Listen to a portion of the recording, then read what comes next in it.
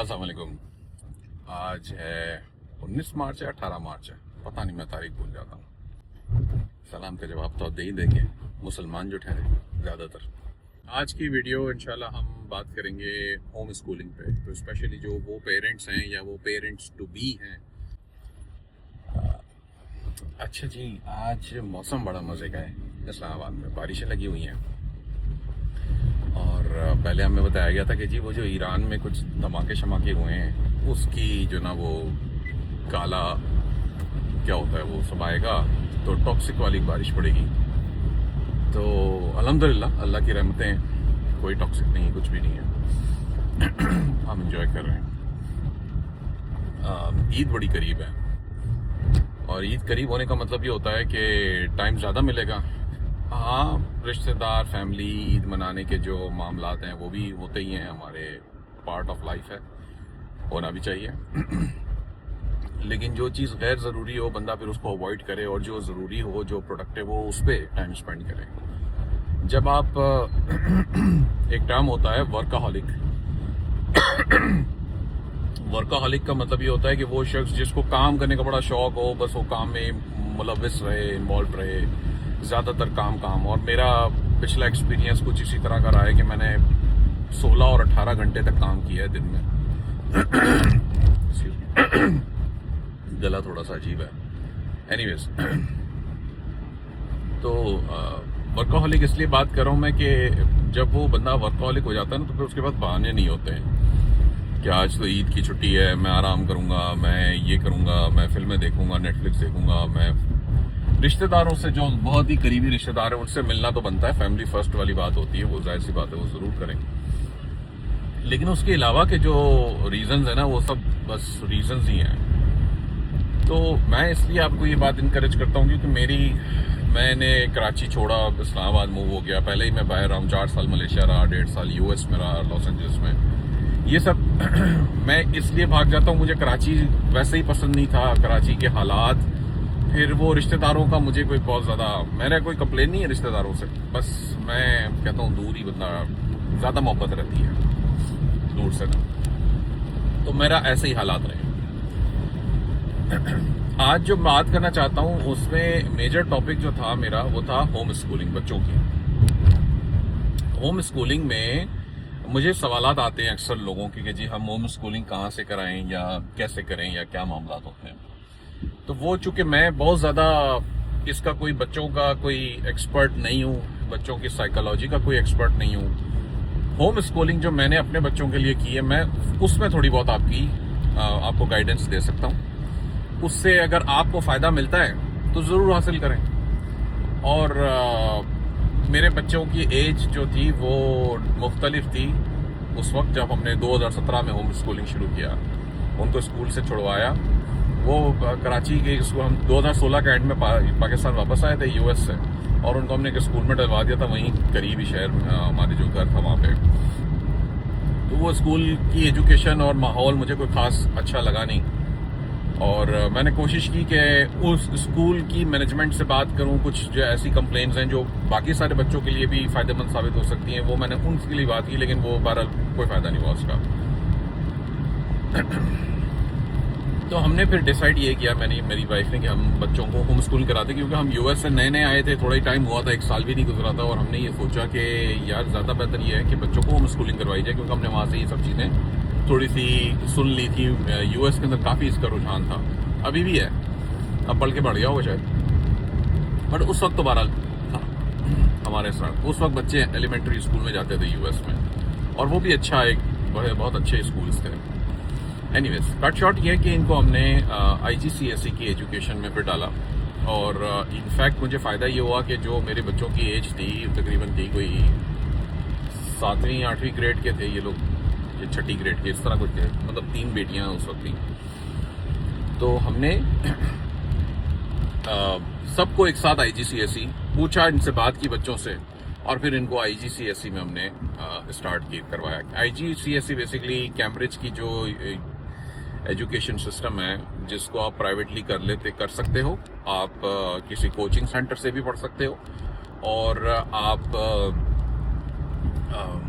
आप इसको प्राइवेटली भी कर सकते हो। ठीक है। तो इससे क्या होता है कि मुख्तलिफ आप सब्जेक्ट्स खुद सेलेक्ट करते हैं। हमने उस वक्त बच्चों ने 5 सब्जेक्ट सेलेक्ट किए थे, लेकिन स्टार्ट को आई थिंक 2 से किया था, क्योंकि हर साल में 2 दफ़ा इनके एग्जाम्स होते हैं, पेपर्स होते हैं, और ब्रिटिश काउंसिल के थ्रू आपको पेपर्स देने पड़ते हैं पाकिस्तान में। ब्रिटिश काउंसिल इसको कैरी फॉरवर्ड करता है आगे। बहरहाल इन्होंने पेपर्स दिए, बड़े अच्छे हो गए। अभी भी दे रहे हैं कुछ पेपर्स इनके, पिछले बाकी रह गए थे 1-2 बच्चियों के, और फिर आगे A लेवल्स होता है। तो इस तरीके से ये कैरी फॉरवर्ड हुआ है।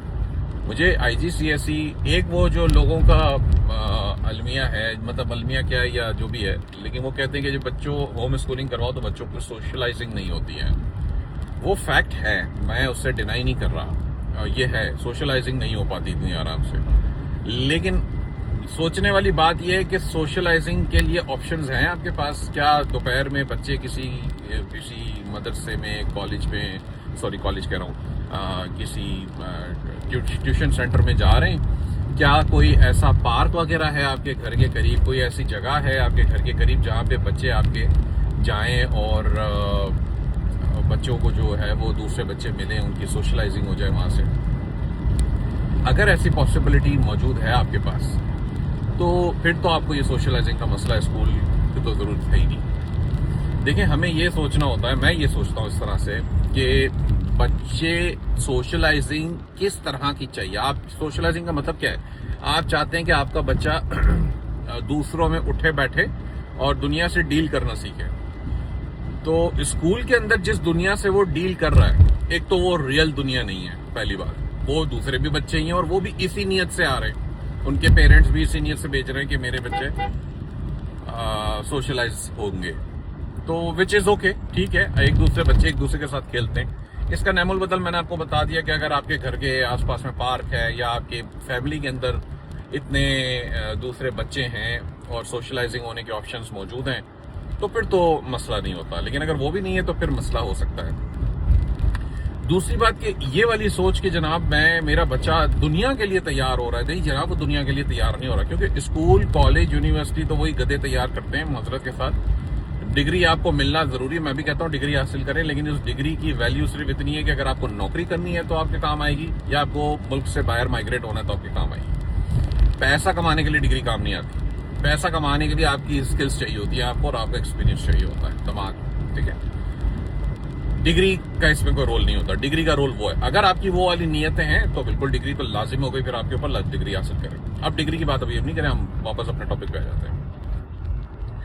तो सोशलाइजिंग वाली बात जो हो रही थी ना, उसके अंदर मैंने आपको ये ऑप्शंस बता दिए बच्चों के लिए, खासकर छोटे बच्चों के लिए जो स्कूल गोइंग है, जो 5वीं 7वीं क्लास के बच्चे हैं। कॉलेज लेवल का बच्चा थोड़ा सा टीनेजर एज में होता है, तो वो तो वैसे भी थोड़ा बहुत उसकी गपशप, उसकी दोस्तियां लगी होती हैं, तो वो वैसे भी कभी दिन में खुद ही चला जाता है जी अम्मा जी मैं जरा आ रहा हूँ, 1 घंटा चाय के ढाबे पे बैठा होगा कहीं पे। बच्ची का मैं अभी नहीं कह सकता, बच्चियां भी वैसे बहरहाल घरों में कर लेती हैं आपस में, पड़ोस में किसी एक बेटी दूसरी बेटी के पड़ोस वाले उसमें या कहीं पे चली गई है, बैठ गई है, थोड़ा सा उसकी भी सोशलाइजिंग हो गई है। तो ये तरीके से ये होता है। तो हमारे बच्चों में भी इसी तरह से बहरहाल किया है सोशलाइजिंग। और यूं कि मेरे बच्चे पहले मलेशिया में रहे, उन्होंने वहाँ के 4 साल वहाँ पे स्कूल में भी पढ़ा है, वहाँ पे उनकी सोशलाइजिंग थोड़ी बहुत हो गई थी। अलबत्ता वो वहाँ पे कोई ख़ास अच्छी नहीं थी, क्योंकि वो अपनी लैंग्वेज बोलते थे। फिर US में रहे, वहाँ पे अलबत्ता अच्छी हो गई, क्योंकि वहाँ पे इंग्लिश थी, तो ये लोग इंग्लिश बड़ी आराम से कर लेते थे। तो ये फ़ायदे हमें मिले। अब मैं ज़ाहिर सी बात है, मैं नहीं जानता कि हर किसी के जो बच्चे मामला के डिफरेंट होते हैं। मैंने कहा ना, मैं उस लेवल का तजुर्बाकार शख्स नहीं हूँ कि आपको एक्सपर्ट राय दे सकूँ। मैं अपनी बात कर रहा हूँ अभी सिर्फ। आपको लगता है कि आप मेरी सिचुएशन के साथ अलाइन हो सकते हैं तो बिल्कुल फॉलो करें, नहीं समझ आता कोई बात नहीं, कोई मसले वाली बात है। आपकी राय मुख्तलिफ हो सकती है, एंड आई रिस्पेक्ट दैट। तो एक तो ये बात हो गई। दूसरी बात अब यह हो गई कि जो मेरी छोटी बेटी है 4 साल वाली, सॉरी 8 साल वाली, वो चौथी बेटी, वो पैदा हुई थी 2017 के एंड में। और उसको हमने एक टाइम जब वो नशोनुमा होती है बच्चे की, वो हुआ, उसके बाद हमने उसको ऑनलाइन स्कूल में करवा दिया। अब वो मैं ऑनलाइन स्कूल का नाम नहीं लेना चाहता, अभी कुछ अभी भी उसमें मसाइल पेश आ रहे हैं फिलहाल, और हम भी शायद स्विच कर देंगे, किसी और जगह पे ले जाएंगे, क्योंकि पहले वो अच्छा था, फिर बाद में वो ग्रो हुआ, तो फिर उसके बाद बड़ा हुआ, तो फिर उसके बाद मसले पड़ गए। तो कट शॉर्ट ये कि अब हम उसको भी स्विच करेंगे।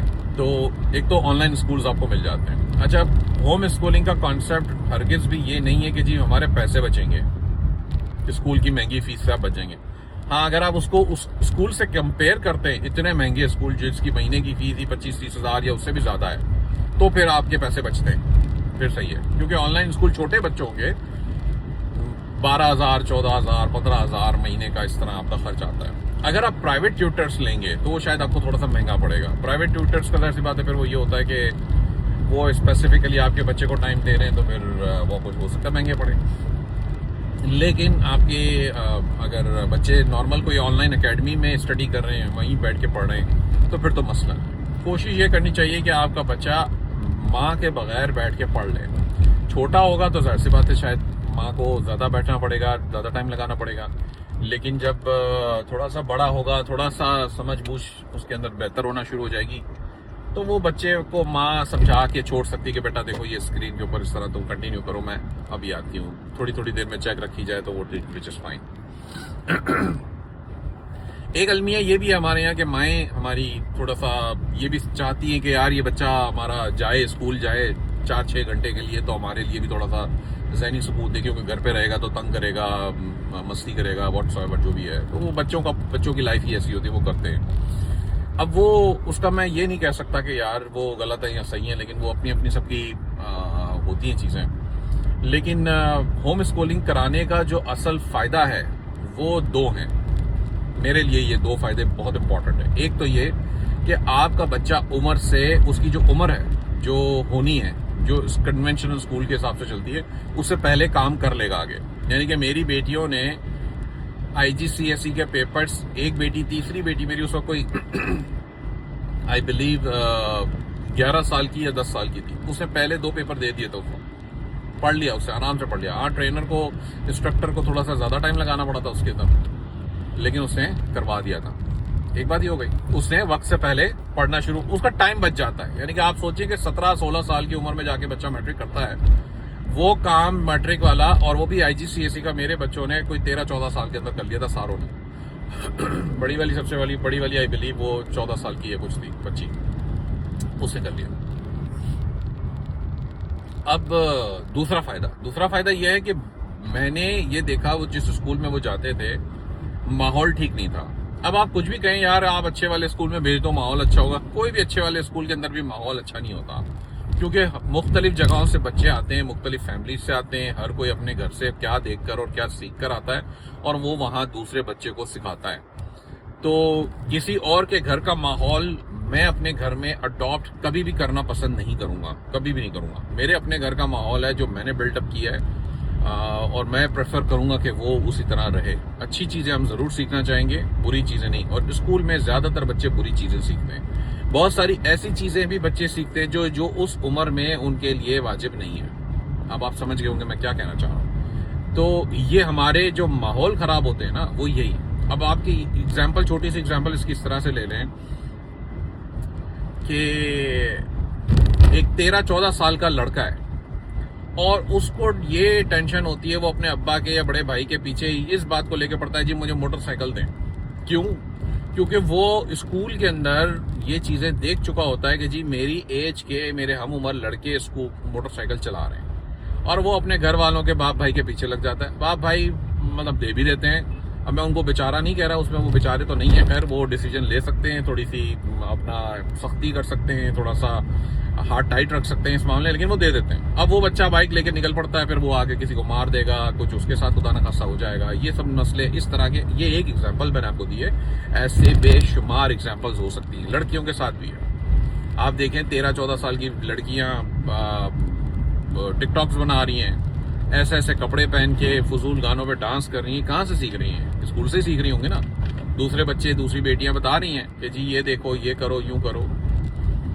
तो अब आप फिर आगे टिकटॉक को गालियां देंगे, जी टिकटॉक आ गया हमारे मुल्क में तो ये हो गया। हाँ, वो टिकटॉक का कसूर हो सकता है वहां पे, लेकिन आप 100% सही तो आप भी नहीं थे ना। तो दोनों तरीके होते हैं। इंटरनेट बनाया गया, इंटरनेट का इस्तेमाल अच्छा भी है, बुरा भी है, ठीक है।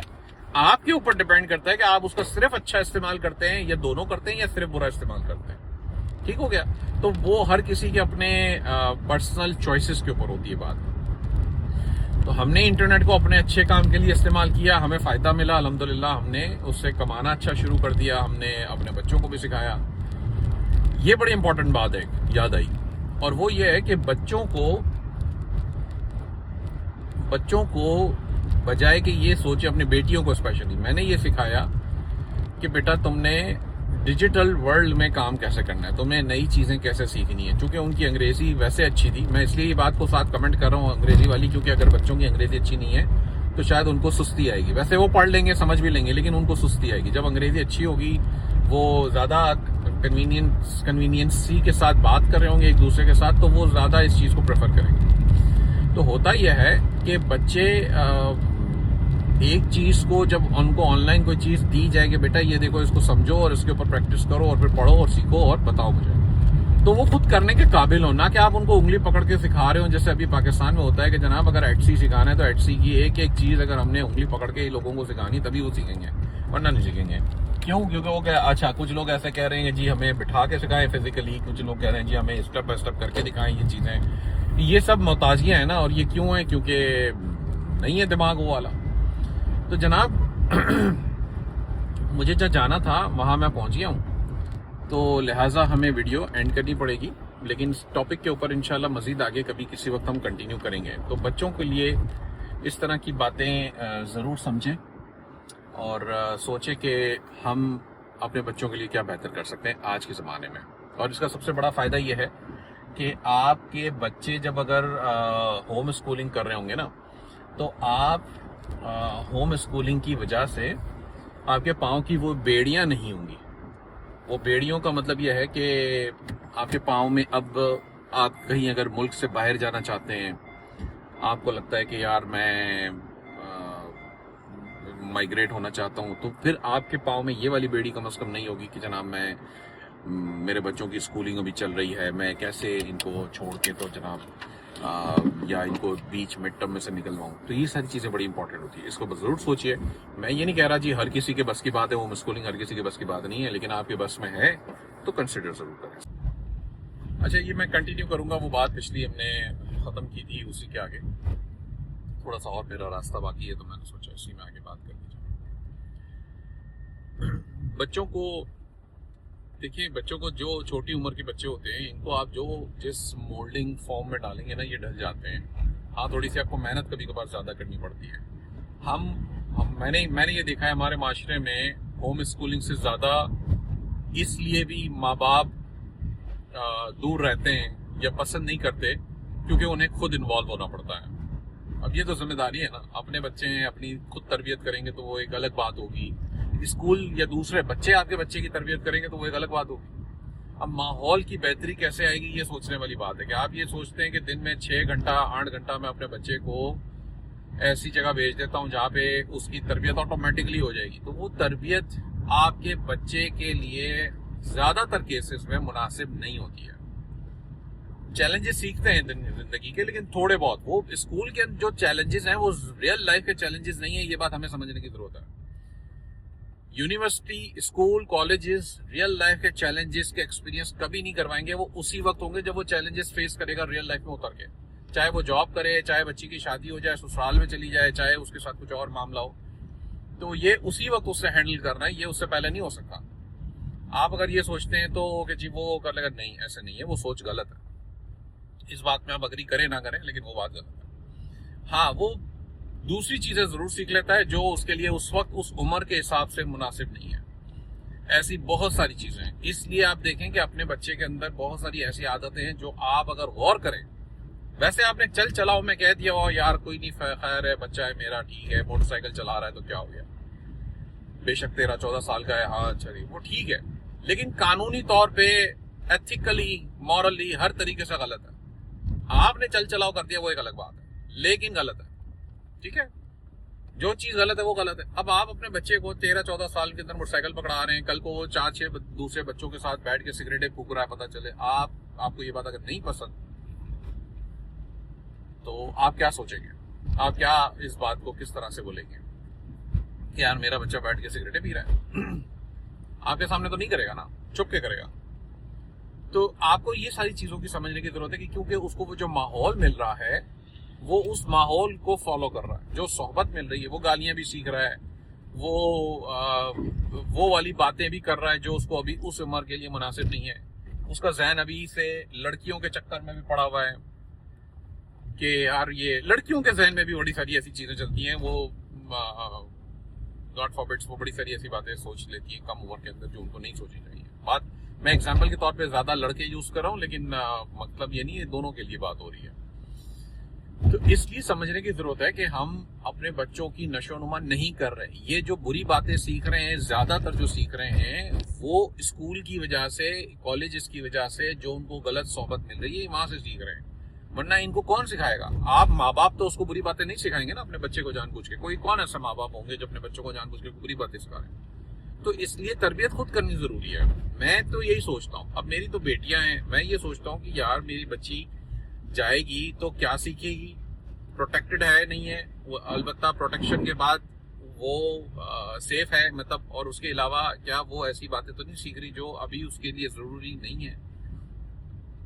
तो मैं अब अपने बच्चों में जब देखता हूँ, जो बड़ी हो गई, एक बेटी की माशाल्लाह शादी हो गई सबसे बड़ी वाली की, उसने भी होम स्कूलिंग कर ली, उसकी शादी हो गई, वो अपने घर चली गई, उसका ससुराल उसकी तारीफ करता है, वो खुद माशाल्लाह हमें पता है कि वो कितनी सुगड़ है, कितनी सुगड़ का मतलब ये नहीं है कि वो चूल्हा कटका ही संभालेगी, सिर्फ सुगड़ का मतलब यह है कि वो भी संभाल सकती है, वो ई कॉमर्स में मेरे बिजनेस में मुझे हेल्प करती है, वो अपने एटसी के और ईबे का स्टोर मैनेज करती है, वो भी चलाती है आराम से और प्रोफेशनली चलाती है। दूसरी बच्ची को भी सिखाया, तीसरी को भी सिखाया, इसी तरीके से। तो ये लोगों की नशोनुमा ऐसी हुई है कि ये लोग घर बैठे, अब इनको कभी खुदा ना खास्ता शादी के बाद फाइनेंशियली कोई मसला भी आता है तो ये इतने पैसे कमा लेती हैं, कमा सकती हैं और कमा लेंगी इंशाल्लाह, और कमाती भी हैं कि ये अपने अल्हम्दुलिल्लाह ये अपने खर्चे अपने घर के कम से कम बच्चों के भी निकालने पड़े आगे चल के जिंदगी में, तो ये वो भी कर लेंगे आराम से। क्योंकि इनको मैंने वो टिपिकल सोच नहीं दी कि बेटा तुमने चूल्हा कटका संभालना है और अगर तुम्हारे साथ फाइनेंशियली मसला आया तो तुम क्या करोगी, कुछ भी नहीं। मतलब माँ बाप ये सोच ही नहीं देते बच्चों को, बेटियों को स्पेशली। क्योंकि शादी जो हो जाएगी तो शौहर की जिम्मेदारी हो जाएगी, शौहर जाने तो उसका काम जाने। ओ भाई, शौहर अगर खुदा ना खास्ता उसके नसीब नहीं चले, निठल्लो निकला, नाकारा निकम्मा निकला, अल्लाह ना करे, आप क्या करेंगे? आप सर पीटेंगे बाद में कि जी हमने तो उस बंदे पे भरोसा किया था, हमने तो उस खानदान पे भरोसा किया था, उन लोगों ने हमारे साथ धोखा किया, तो हम क्या करें? भाई साहब, धोखा तो कोई भी कर सकता है ना दुनिया में आपके साथ। आप ये थोड़ी कह सकते हैं कि जी मैं दुनिया में आया हूं तो मेरे साथ कोई धोखा नहीं होगा, या अगर धोखेबाज है तो वो कसूरवार है। तो जी वो तो कसूरवार है, लेकिन आपको तो अपने आप को सिक्योर करना है ना। तो इसलिए इस बात को सोचें कि अगर आपकी बेटियां हैं तो आपने उनको किस तरह तैयार करना है, अगर आपके बेटे हैं तो आपने उनको किस तरह तैयार करना है। अगेन, मैं एक्सपर्ट नहीं हूं इन सब बातों का, लेकिन मैं इसलिए सोचता हूं क्योंकि मैंने ये सब चीजें एनालाइज की हैं, मैंने इसके ऊपर काम किया है कि यार मेरे बच्चे क्या देखेंगे, क्या सीखेंगे, क्या पढ़ेंगे, ये कोशिश मैं करता हूं। तो इसका मतलब हरगिज ये नहीं है कि मैं अपने बच्चों को बहुत ज्यादा कंट्रोल करूं, मैं उनकी प्राइवेसी इंटरफेयर करूं, मैं उनके लिए कोई मुश्किलात पैदा करूं, उनको स्पेस ना दूं, ऐसा नहीं है। ये सब चीजें भी हमने अल्हम्दुलिल्लाह बड़ी अच्छी मैनेज की हुई हैं। लेकिन इससे फायदा क्या हो रहा है कि अब हमने जो चीजें उनको सिखाई, जो तरबियत हमने खुद दी घर में, वो तरबियत से ये हुआ कि फायदा हुआ कि हमने, अरे भाई ने गुस्सा कर दिया रोड रेज। तो इससे फायदा ये हुआ, इससे फायदा हमें ये मिला कि हमारे बच्चे, एक मुझे अब ये तसल्ली कि हाँ यार ये लोग खुद भी कुछ सीख लेंगे और भी आगे चीजें नहीं सीखेंगे, अच्छे मुनासिब पैसे भी कमा लेंगे अल्लाह ने चाहा तो। और मुझे इस बात की परवाह नहीं होगी कि खुदा ना खासा फाइनेंशियल क्रंच में कभी आए तो ये कुछ क्या करेंगे। तो होम स्कूलिंग का ओरिजिनल टॉपिक था, और होम स्कूलिंग के टॉपिक से ही हमने ये सारी बातें समझी, सीखी कि हम कैसे अपने बच्चों को इससे फायदा हासिल करके उनकी नशोनुमा बेहतर कर सकते हैं, उनकी तरबियत बेहतर कर सकते हैं। समझिए जनाब। तो बाकी जहां तक अगर आपके बच्चे बहुत छोटे हैं, लेट सपोज 4-6 साल, 8 तक, 4-5 साल में तो खैर बच्चे को जरूरत ही नहीं है स्कूल जाने की भी। अलबत्ता अगर बच्चे आपके 7-8 साल के हो गए तो फिर आप इनको ज़रूर करवाएं, बल्कि उससे पहले ज़रूरत है थोड़ी बहुत तो करवा लें, लेकिन शुरू के 5-6 साल तो इनके बच्चों के खेलने कूदने के दिन होते हैं, इनको टेंशन स्कूल की ना दें। बाकी ये है कि इनकी ऑनलाइन स्कूलिंग भी होती है, डे केयर सेंटर भी होते हैं। डे केयर सेंटर का मतलब ये नहीं कि आपने अपने बच्चे को वहाँ पे छोड़ दिया और आप बस रिलैक्स हो जाएंगे, जी ये लोग पालेंगे मेरा बच्चा, नहीं। वो 1-2 घंटे के लिए जो सोशलाइजिंग वाला जो काम है वो कम से कम बच्चे को वहाँ पे मिल जाए। एज लॉन्ग एज के आप ये कर सकते हैं तो फिर तो जिम्मेदारी आपको निभानी पड़ेगी एज पेरेंट्स। माँ बाप दोनों को खेलना पड़ेगा, इसका अंदर रोल प्ले करना पड़ेगा। ये हरगिज नहीं हो सकता कि आप ये कहेंगे जनाब मैं बाप हूँ, मैं बाहर जा रहा हूँ कमाने के लिए, तो मेरी बात, हाँ रोल ज्यादा माँ को प्ले करना पड़ता है, क्योंकि जाहिर सी बात है बाप को अल्टीमेटली बाहर जाके कमाना है। लेकिन बाप का मतलब ये, इसका मतलब हरगिज ये नहीं है कि आप बिल्कुल ही रिलैक्स हो जाएं और आप बच्चे पे परवाही ना करें। तो बच्चे को टाइम देना पड़ेगा। अक्सर हम ये भी करते रहें कि उनको हम बच्चों को लेके जाते रहें। कुछ फैक्ट्रीज होती हैं जहाँ पे सिखाने के लिए जाना होता है, कुछ किस्म की हमारे पास ऐसी चीज़ें होती हैं जहाँ पे बच्चे देख के खुश होते हैं, सीखते हैं, समझते हैं बातें। तो ये थोड़ा सा इस तरीके से हम मुझे लगता है कि करने की ज़रूरत है, हमें अपने बच्चों पे काम करें और उम्मीद है कि ये मामला बेहतर हो जाएगा। सवालात हों तो ज़रूर कमेंट्स में पूछिए, मैं इंशाल्लाह कोशिश करूँगा आपको इसके रिस्पॉन्ड करूँ। अपना ख्याल रखिए, शुक्रिया।